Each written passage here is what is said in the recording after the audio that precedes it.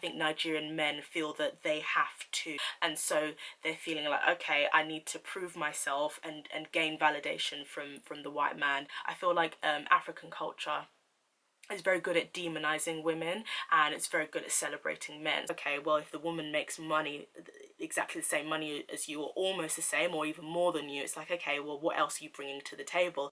Hi guys, welcome to my channel. My name is SincerelyOghosa. If you haven't come across my channel before, I upload beauty, lifestyle, straight talking videos. So if you haven't subscribed, please make sure you subscribe, man. Subscribe, be part of the team. Please click the notification bell so you can be part of the notification gang. Hey, oh my bun. But for info about my hair, it will be in the description bar. It's a straight talking video, and today I'm going to be talking about why I don't date Nigerian men. But I think the whole Nigerian men, Yoruba demons thing is something that's been talked about a lot online, and I was having a conversation with my friend and she was just like, yeah, like, I'm just so over Nigerian guys. And I just thought, oh, maybe this could be a good topic to talk about in the future. A lot of girls find that dating Nigerian men can be very problematic. Now, the reason for that, if you're a Nigerian guy watching, I just want to give you some perspective, okay? I feel like you should just come and sit and be part of the conversation and listen to what the ladies are saying. I do feel like Nigerian men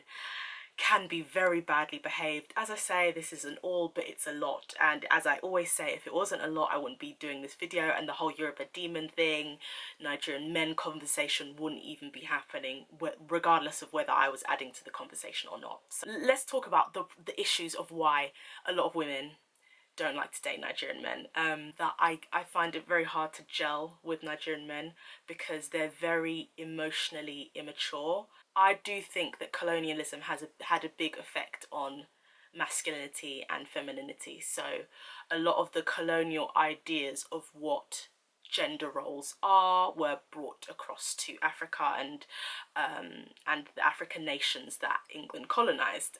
This goes for, I assume, French colonies as well. So in terms of colonization and its effects on gender, English way of seeing gender is very black and white. So the woman should be in the kitchen, the woman has a set role of what she's supposed to do. She's supposed to be in the home looking after the children, making sure the home looks good, making sure that she is nurturing the children, nurturing the family, nurturing the husband, and the husband is supposed to be the breadwinner who brings home the money and is the financial security for the family. Yeah, it's weird. Apart from doing money, getting money, he doesn't really do much else. But anyway, so that's kind of, if you don't know, that is the roles of men and women, glossed over version, traditional idea of what gender roles should be in the home. Obviously we're talking like, you know, Victorian times here because times have moved on.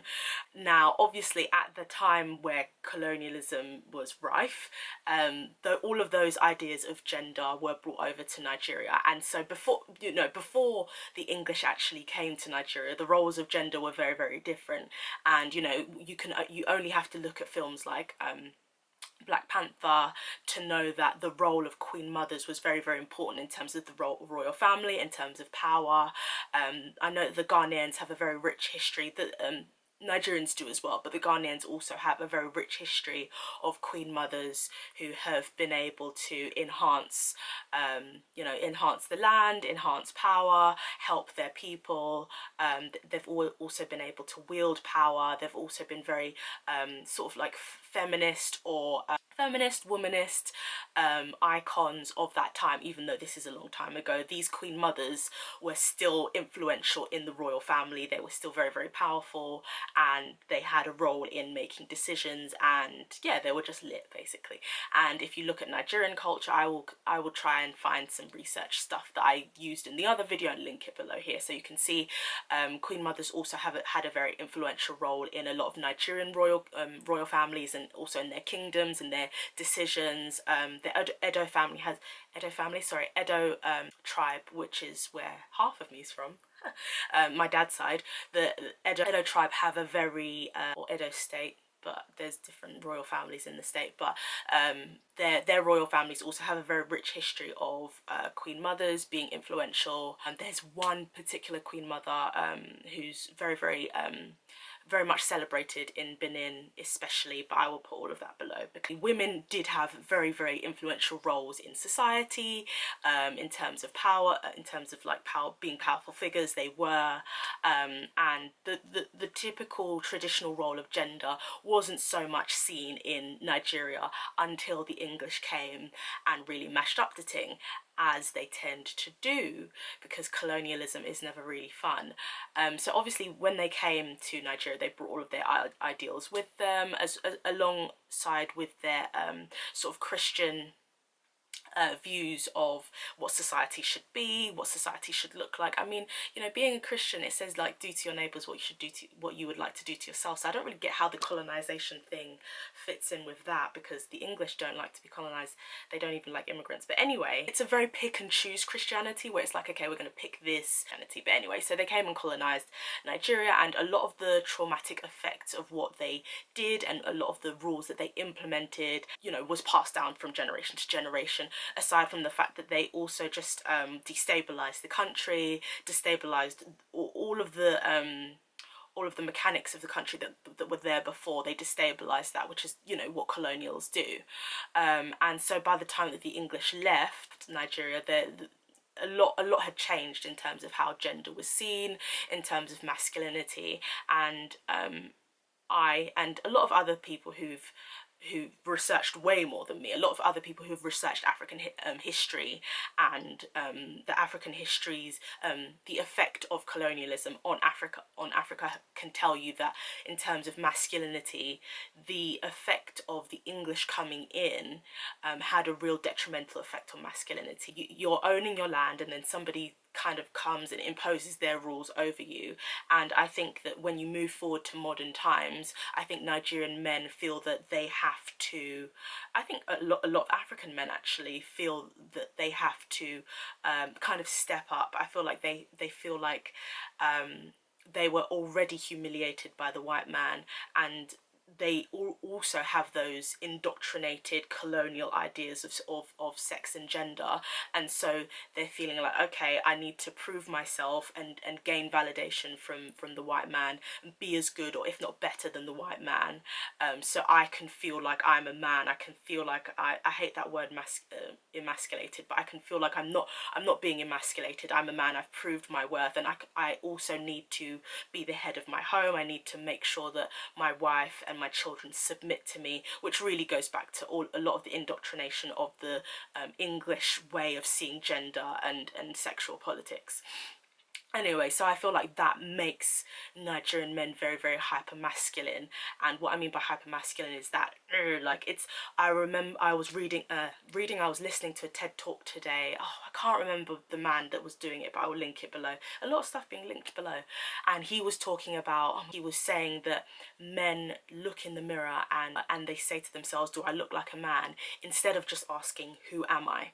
You know, instead of asking, what are my characteristics, what are my gifts, what are my likes, what are my dislikes, what are my personality traits, instead of asking about all of that, they're asking, do I look like a man? Do I have the characteristics and the traits that pertain to what a man should be? And obviously there's so many definitions of what a man should be, but in the Western world, in the colonizer's world, in his mind, a man should be strong, a man should be tough, a man shouldn't show his emotions, he shouldn't be vulnerable, he's able to have a sexual appetite, but a woman is not. And it's all of those things that contribute to the idea of what a man should be in the Western world. Well, in a lot of countries, because obviously the English took a lot of this, they colonized so many countries around the world, and they took this mindset to so many countries. So you'll see this similar type of toxic masculinity popping up in so many different countries, from, you know, China to India to Africa to Africa's a continent, but you know what I mean, it's rife in so many places,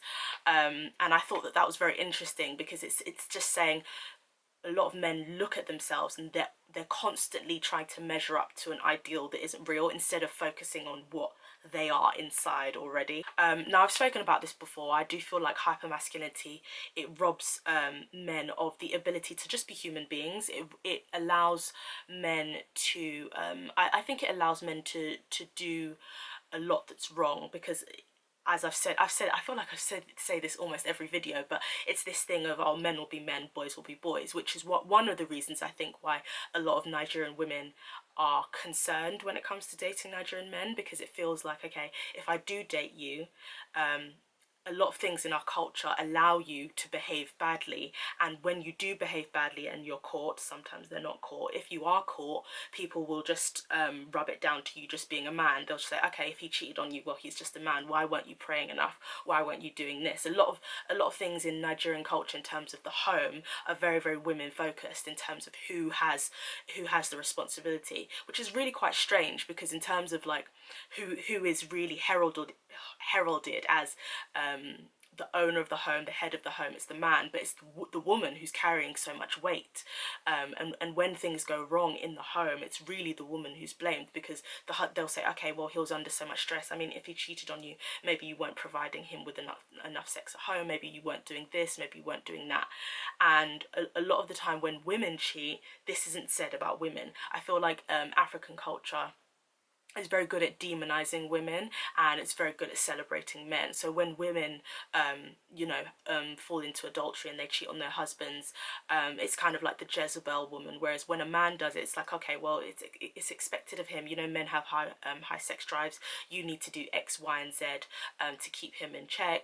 He's like a baby, you need to mother him. I've actually been told before that when it comes to marriage, I need to be a mother to my husband, but no one's saying that he should be a father to me. I mean, let's push aside the weird Freudian ideals of that in general.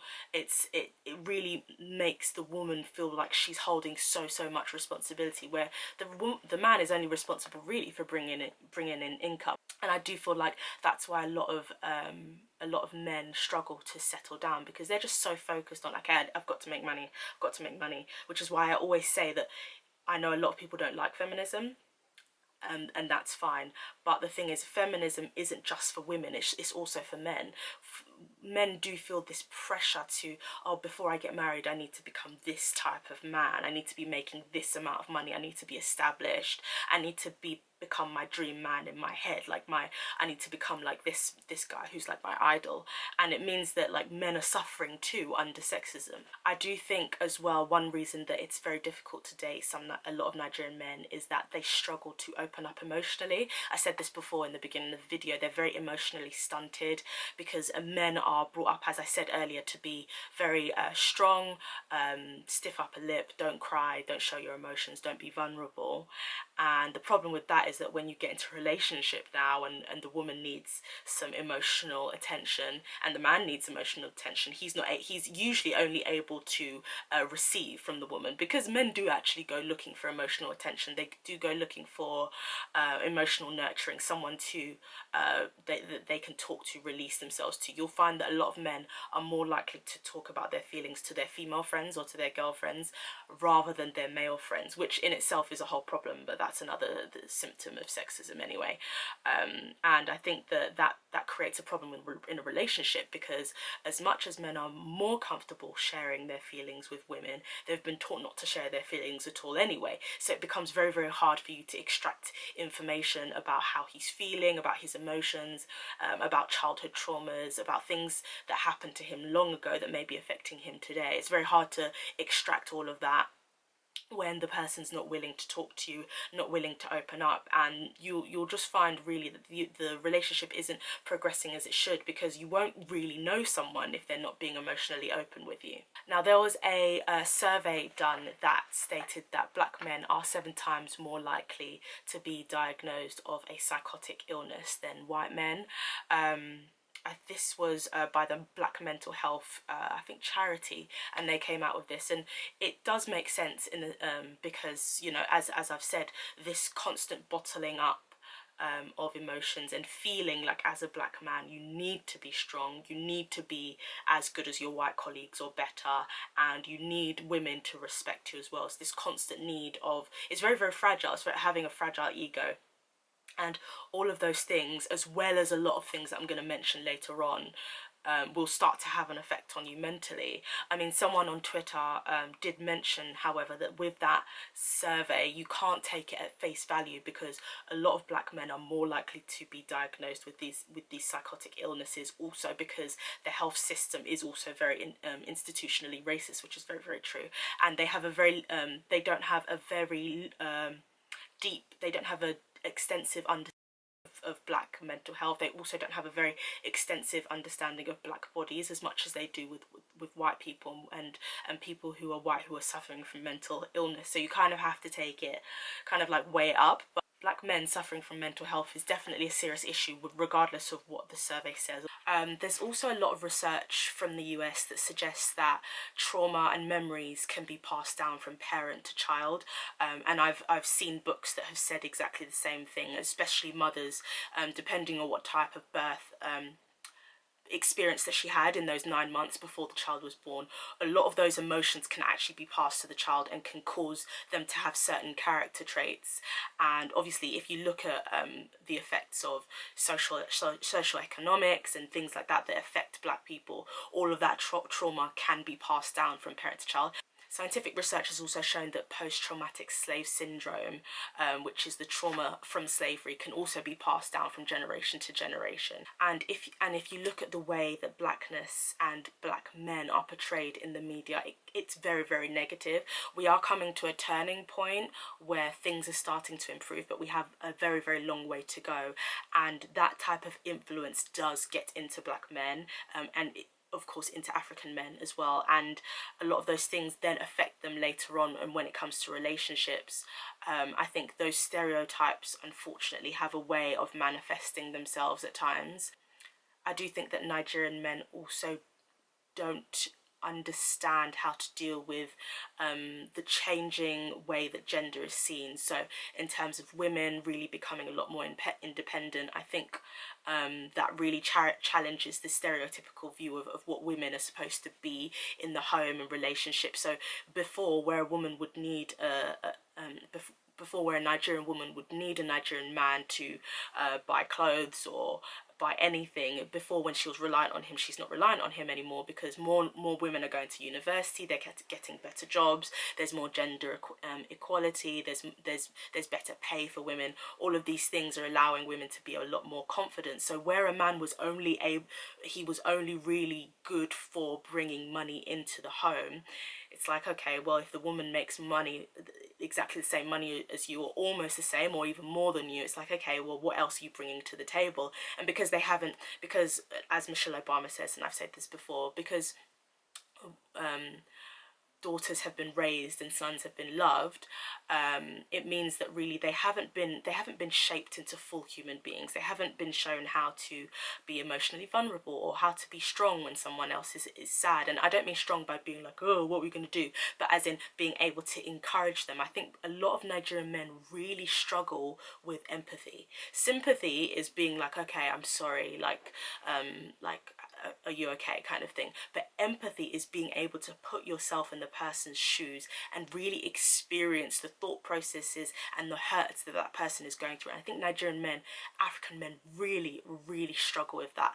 I find that it's very rare that and usually it's because they've had sisters, but it's very rare for an African man to have an empathetic conversation with an African woman about something that she's been going through, because they just don't know how to do it, because they've been showered with emotion, but they've never really been taught how to deal with emotion, how to look at emotion, how to balance it up, how to not only take love from other people but give it back as well. So I think, hopefully, I hope that I've summarized everything, because this is looking like a 20-minute long video, but I think a lot of those reasons are why it's very, very difficult to date Nigerian men. As I said, a lot of their mistakes are covered up and justified because of their gender. They struggle with being vulnerable. They struggle with being empathetic. They struggle with hypermasculinity, and I think counselling is really, like, black counsellors are so needed in our community. And one thing to the black men or the Nigerian men who are watching, this isn't to shade you, it's just to explain this is what the situation is. And unfortunately, a lot of Nigerian women are really suffering in relationships, or in courting or marriages or relationships that haven't started yet, because they're not able to really feel embraced by you, and not able to feel like they are truly valued, because you can only value someone when you really understand them. And a lot of Nigerian men haven't been taught to understand women at all. So this isn't to shade you, it's just to explain what the situation is, and to also encourage you to start talking to your mothers, your daughters, your girlfriends, your sisters, and also to your male friends, men friends as well, to open up, to talk about your emotions a lot more. I will try and list some black counsellors in the description box as well, so you can go and check those out. And a few other counselling links that I have. And yes, I hope this video has helped. I hope it's been useful. I hope I've been able to cover everything properly. But yes, I hope that you enjoyed it. Please let me know if you have any comments. Please leave your comments below, whether you agree or disagree or whatever. Please leave your comments below, and thank you so much for watching. If you haven't subscribed, please do make sure you subscribe, and click the subscribe button will be there, and to watch my last video it will be there. So subscribe and last video. Thanks for watching. Bye.